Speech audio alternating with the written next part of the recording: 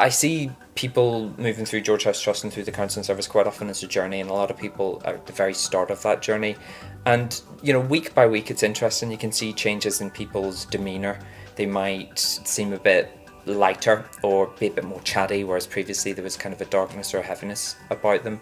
I do feel it's a very worthwhile charity, and that the counselling does provide a lot of people with the kind of support that they perhaps wouldn't be able to get either through financial reasons, or there being very, very long waiting lists on the health service, for example.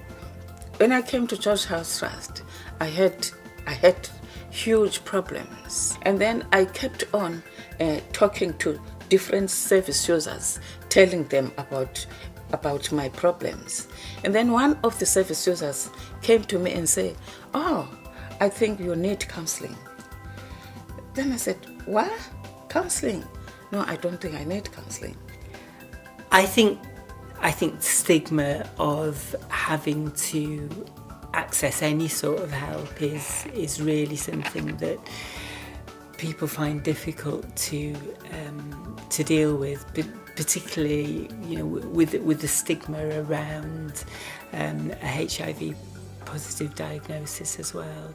Also, people bring some misconceptions, I think, I found, to the counselling room, in that a lot of people confuse it with having advice or psychiatry or any number of other medical interventions, and they don't always realise exactly what counselling can actually do for them. And the sexual health centre that I was diagnosed in advised me to visit GHT.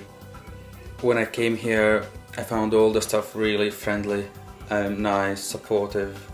There's a lot of services that they provide, and one of the services they've suggested to me is to do the counselling. At first I was a little bit skeptical. I wasn't sure if that was going to help me or not. It was like I was thinking that will be someone who will tell me what to do, but in fact it wasn't that way. He would just give me options, make me think widely, and think about the other options that I might have for the problems that I had.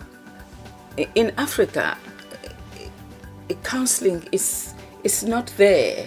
I've never heard about it, and we believe that when you have a problem, you have to talk to your relatives and friends and other people who are close to you. I've never thought that I would talk to somebody I don't know about my problem.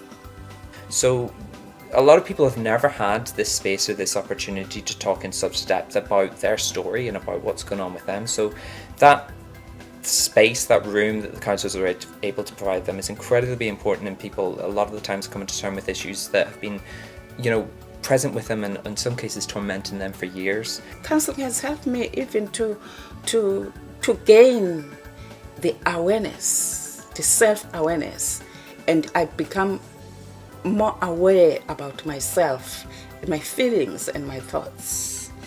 I would absolutely recommend the counselling sessions for anyone who would feel down a little bit or negative.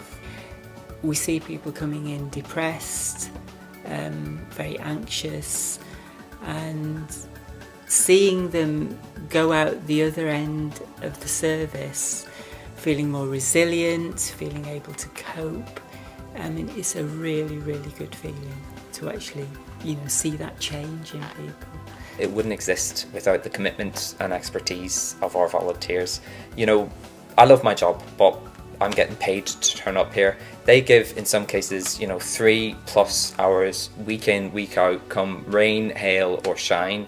And they are the people who are making the difference in lives, and they are the people that I can't praise enough for the change that they've enabled people to enact for themselves.